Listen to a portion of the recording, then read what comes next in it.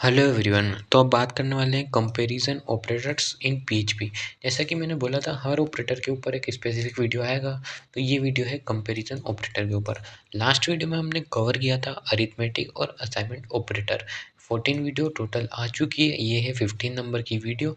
अगर आप इस वीडियो को पहली बार देख रहे हो तो प्लीज़ ये सारी वीडियो अच्छे से देखो, ताकि आपका इंटरव्यू और जॉब के लिए आपको अच्छे से क्लैरिफाई होगी चीज़ें। तो गाइस अब हम बात करेंगे पर्पस क्या है कंपैरिजन ऑपरेटर का। तो गाइस कंपैरिजन ऑपरेटर नाम से ही समझ आ रहा है, जैसा इसका नाम है वैसे इसका काम है। कंपैरिजन ऑपरेटर क्या करता है, दो वैल्यू को कंपेयर करता है और ये दो वैल्यू को ही कंपेयर कर सकता है एक साथ, दो से ज़्यादा नहीं कर सकता। अगर दो से ज़्यादा करना है तो फिर ज़्यादा यूज़ करना पड़ेगा। अब जैसे हम इसकी लिस्ट देख लेते हैं, क्या क्या लिस्ट है कंपैरिजन ऑपरेटर्स की। फर्स्ट आता है इक्वल। इक्वल क्या करेगा, हम अभी इसको थ्योरी वाइज समझते हैं, आगे जाके वीएस कोड में अच्छे से इम्प्लीमेंट करेंगे एक एक चीज़ को। और मैं एक इंटरव्यू क्वेश्चन आपको अभी बताता हूँ। जैसे फॉर एग्जांपल यहाँ पे जितने भी ऑपरेटर में से जो स्पेसिफिक वाला है, इसको छोड़ के सारे जो हैं वो बूलियन में आंसर करते हैं, या तो ट्रू या फॉल्स। स्पेसिफिक है जो कि एक अलग है, जो कि ये एक सब्जेक्टिव टॉपिक है इंटरव्यूअर के लिए पूछने के लिए। इसको हम वीएस कोड में भी अच्छे से देखेंगे, क्या है ये, क्या इसमें चीज़ें जो भी है सारी क्लियर करेंगे। फर्स्ट आता है इक्वल, ये कंपेयर करने के लिए होता है आइडेंटिकल। अब गाइस आप देख सकते हैं यहाँ पे दो इक्वल के साइन है, यहाँ पे तीन है।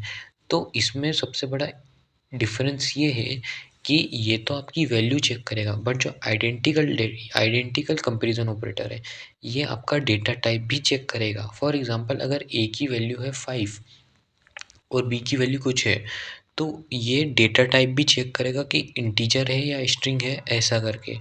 और इक्वल है वो वैल्यू चेक करेगा। उसके बाद आता है नॉट इक्वल, ये है एक्सक्लेमेटरी साइन। उसके बाद इक्वल, ये नॉट इक्वल की सेकंड मेथड है। फिर नॉट आइडेंटिकल, ग्रेटर देन, ये चेक करेगा। यहाँ पे लिखा हुआ है, पढ़ सकते हो, result true if is greater than $, less than, greater than और इक्वल टू के लिए हम ये यूज़ करेंगे, ये वाला साइन। और लेस देन और इक्वल टू के लिए ये वाला साइन। ये शायद यहाँ गलत लिखा हुआ है। और स्पेसिफिक है उसमें, उसको हम अच्छे से समझेंगे। तो गाइज़ अब हम इसको वीएस कोड में इम्प्लीमेंट करते हैं।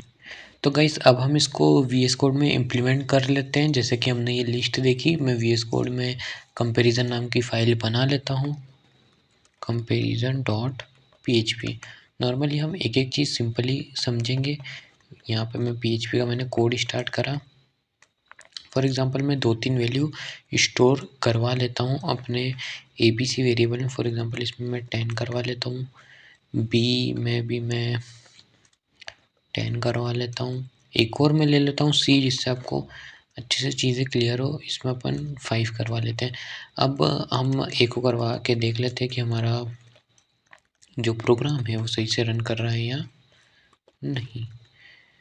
ये अपना क्रोम में अपन लोकल होस्ट खोल लेते हैं।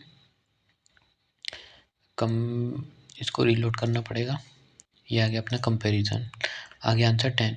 अब वन बाय वन हम कंपैरिजन ऑपरेटर को समझते हैं। सबसे पहले आता है इक्वल टू। चेक करेंगे हम इसको वेयर डम से समझेंगे, जिससे वेयर डम क्या करता है, आपको डिटेल बताता है, डेटा टाइप भी बताएगा और वैल्यू भी बताएगा। ये रहा वेयर डम। एक सेकंड, ये 2 बार क्यों लिखा गया, अपन इसको एक बार हटा देते हैं। ठीक है, इसके अंदर हम चेक कर लेते हैं। क्या चेक करेंगे ये भी देख लो आप। फर्स्ट हमारा है इक्वल, हमें इसको देखना है कि हमारी वैल्यू इक्वल है कि नहीं। तो नॉर्मली हम लगाएंगे $A, 2 इक्वल के साइन, और फिर लगा देंगे $B। इसको करके सेव करेंगे। अब वेयर डैम पे हमें ये भी बता देगा, देखो कि कौन सा डेटा टाइप है और ये ट्रू है या फॉल्स है।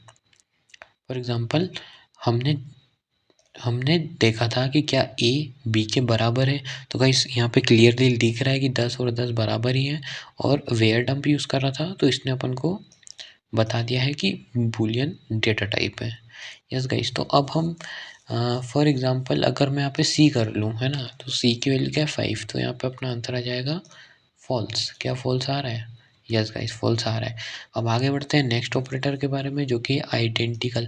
तो गाइस आइडेंटिकल ऑपरेटर में अब आपको चीज़ें क्लियर होगी। जैसे फॉर एग्जांपल अगर मैं यहाँ पे डॉलर ले लेता हूँ D, है ना, और मैं वैल्यू तो 10 स्टोर करा देता हूँ, है ना, वैल्यू मैंने करा दी 10 स्टोर, लेकिन ये स्ट्रिंग के अंदर स्टोर है ना। अब मैं ए को डी से आइडेंटिकल करवाता हूँ। अब 3 इक्वल क्यों लगाए, क्योंकि हमने इस टेबल में देखा कि आइडेंटिकल में 3 ऑपरेटर है गाइस। तो ये गए वी एस कोड पे 3 ऑपरेटर अपने लिखे हुए हैं। अब अपन ने ए में कराई 10 वैल्यू स्टोर, डी में भी 10 करवाई, वैल्यू सेम है बट डेटा टाइप चेंज है। तो आंसर अपना क्या आना चाहिए, फॉल्स आना चाहिए। अगर अपना आंसर फॉल्स आ रहा है, इसका मतलब अपन ने प्रोग्राम सही लिखा है। तो देख सकते हो आप आंसर फॉल्स आ रहा है। अब सिमिलरली अगर जैसे कि मैं यहाँ पे बी में 10 कर दूँ जो कि इंटीजर है, ठीक है, तो अब आंसर आएगा ट्रू। क्यों, क्योंकि ए में वैल्यू भी सेम है, बी की वैल्यू भी सेम है, ए का डेटा टाइप भी सेम है और बी का डेटा टाइप भी सेम है गाइस। ये करा हो लोड, ये देख सकते हो आप, आ गया ट्रू। ठीक है, अब आपको ये दो चीज़ तो समझ आ ही गई होगी, एक आ गया इक्वल, एक आ गया, एक और क्या आ गया, एक और आ गया आइडेंटिकल। अब हम चेक करेंगे नॉट इक्वल। नॉट इक्वल के लिए हम वापस से लगाएंगे वेयर डंप, लगाया वेयर डंप। और नॉट इक्वल के लिए हम क्या यूज़ करते हैं, एक एक्सक्लेमेटरी मार्क और इक्वल का साइन। अब मेरे को चेक करना है नॉट इक्वल मतलब कि बराबर नहीं है। फॉर एग्जांपल $A है ना, और अपन लगाएंगे एक्सक्लेमेटरी मार्क, किसके बराबर नहीं है, $C के। तो मेरे को दिख रहा है ये कि ये बराबर नहीं है। क्यों बराबर नहीं है, क्योंकि $A की वैल्यू तो है 10 और C की वैल्यू है 5, और क्या ये इक्वल है, ये गाइस इक्वल नहीं है। तो आंसर क्या आना चाहिए, आंसर आना चाहिए फॉल्स। तो आंसर ट्रू का, अरे आंसर आना चाहिए ट्रू, क्योंकि ये इक्वल नहीं है क्या ए। अब अगर मैं यहाँ पे बी लिख दूँ कि क्या ए और बी इक्वल नहीं है, तो इसमें आएगा फॉल्स, क्योंकि ये तो इक्वल है, ये आ गया फॉल्स। तो गाइज ये हो गया हमारा, कौन से नंबर का हो गया, 3 हमने समझ लिया नॉट इक्वल। अब नॉट इक्वल इस ये भी होता है, अब इसको भी हम देख लेते हैं एक बारी। फॉर एग्जांपल इसको अपन को क्या करना है, अपन को ऐसे कर देना है, ऐसे करना है ना, हाँ। तो आप गाइज ये गलती मत करना कि आप इसको ऐसे लगा दो, ऐसे करोगे चलेगा ही नहीं, आपको इसी में लगाना है। अब अपन इसको रन करके देख लेते हैं, आंसर आ रहा है फॉल्स, करेक्ट गाइस, ये भी चल रहा है। अब आगे बढ़ते हैं, नॉट आइडेंटिकल हो चुका है, नहीं नॉट आइडेंटिकल नहीं हुआ। अपन को भी इसमें देखना है कि डेटा टाइप सेम नहीं है। इसके लिए हम क्या करेंगे, वेयर डंप लगाएंगे, वापस लगाएंगे $A लगा देंगे, और अब हम चेक करेंगे जैसे इसका और इसका डेटा टाइप चेंज है, तो इसमें यही देखना है कि डेटा टाइप सेम नहीं है, तो आएगा ट्रू, है ना। तो इसमें अपन को क्या लगाना है, अपन को लगाना है एक्सक्लेमेटरी मार्क 2 इक्वल, ये लगाया एक्सक्लेमेटरी 2 इक्वल लगा दिए और लगा दिया $B। तो इसका आंसर मेरे हिसाब से आना चाहिए ट्रू, क्योंकि ए का डेटा टाइप तो इंटीजर है और डी का है, सॉरी यहाँ पे डी लिखते हैं, और डी का है स्ट्रिंग। ये गए अपन क्रोम पे, क्या आ रहा है आंसर ट्रू। तो भाई देख सकते हो कंडीशन ट्रू है, क्योंकि ए का डेटा टाइप तो इंटीजर है और डी का है स्ट्रिंग, ये सेम नहीं है। तो यस गाइस ये सेम नहीं है, इसलिए आ रहा है ट्रू। ये भी हो गया। अब आगे बढ़ते हैं, greater than less than. Guys ये तो मुझे लगता है बताने की ज़रूरत नहीं, क्योंकि ये ईजी है, लेकिन एक बारी और हम इसको समझ लेते हैं। फॉर एग्जांपल ग्रेटर देन और ग्रेटर देन वाला समझ लेते हैं, ठीक है। वेयर डम पे जाएंगे, क्या अपन लगा देंगे $A। तो क्या $A बड़ा है किससे, $C से। तो यस गाइस मेरे को क्लियरली दिख रहा है कि $A तो बड़ा है, अपना आंसर आ जाएगा ट्रू। ये करा मैंने रिलोड, आ गया आंसर ट्रू। तो गाइज ये सिंपल है, ये मेरे को नहीं लगता कि आप अगर आप प्रोग्रामिंग सीख रहे हो तो बताने की ज़रूरत है। ग्रेटर देन लेस देन ये आ जाएगा। अब स्पेसशिप का मेन कॉन्सेप्ट है less than equal to greater than. इसका मतलब ये है कि इसमें लिखा है कि returns an integer less than equal to और greater than 0 depending on if variable x is less than equal to. इसका मतलब ये है कि अगर वेरिएबल x अगर लेस देन है तो वैल्यू आएगी -1, अगर इक्वल है तो आएगी 0, और अगर ग्रेटर देन है तो वैल्यू आएगी 1। अब मैं इसको आपको सारे तरीके से समझा दूंगा ताकि आपको मतलब कोई डाउट ही नहीं रहे। फॉर एग्जांपल स्पेसशिप के लिए इसको मैं कमेंट कर देता हूँ, वेयर डंप ये लगाया, है ना। स्पेसशिप के लिए क्या करते हैं अपन देख लेते एक बारी, ये करते हैं, ठीक है। मैंने लगाया $A, बीच में लगा दो इक्वल और लगा दो सी, है ना।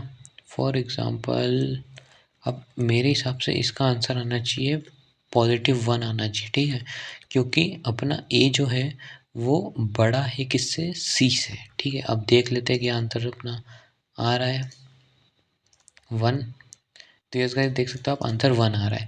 अब जैसा कि मैंने बोला, अगर ये दोनों बराबर होंगे तो आंसर आएगा 0। तो उसके लिए अपन ये दोनों वैल्यू कर देते हैं बराबर ए और सी की। ये यहाँ पे ए और सी है, इन दोनों की वैल्यू अपन कर देते हैं बराबर, ये कर दी बराबर, ठीक है। क्या आंसर 0 आ रहा है? यस गाइस, 0 आ रहा है। अब लास्ट चीज़ एक और आपके डाउट क्लियर करने के लिए यहाँ पे मैं कर देता हूँ छोटी वैल्यू 10 से, जो कि यहाँ 5 कर देता हूँ, ठीक है। क्या आंसर माइनस में आ रहा है? यस गाइस, आंसर माइनस में आ रहा है। तो गाइस ये इस वीडियो के बाद आपके सारे कॉन्सेप्ट मेरे को लग रहा है क्लियर हो चुके होंगे कंपैरिजन ऑपरेटर के लिए। और एक चीज़ याद रखना जो आपसे इंटरव्यूअर पूछ सकता है, ये देखो अपन ने देखा ना कॉमन इंटरव्यू क्वेश्चन, तो इंटरव्यू आपसे पूछ सकता है ये जो जितने भी होते हैं इन सब में बूलियन डेटा टाइप आता है, और जो स्पेसिफिक आता है इसमें आता है इंटीजर।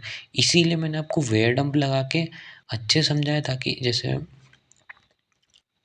यहाँ पे अपन, है ना, यहाँ पे वेयर डंप इसीलिए लगाया मैंने ताकि आपको यहाँ पर दिखे कि कौन सा डेटा टाइप है। जैसे इधर बूलियन आ रहा है, इधर इंटीजर सिर्फ आएगा स्पेसशिप में। आपको बस एक चीज़ याद रखनी है, इंटीजर सिर्फ स्पेसशिप में आएगा। तो गाइस यही था आज की वीडियो में कंपैरिजन ऑपरेटर की। अगर वीडियो पसंद आ रही हो तो लाइक कर देना, चैनल को सब्सक्राइब करो, प्लेलिस्ट को पूरी फॉलो करो अच्छे से, और जो भी डाउट आ रहा है कमेंट करो। Thank you.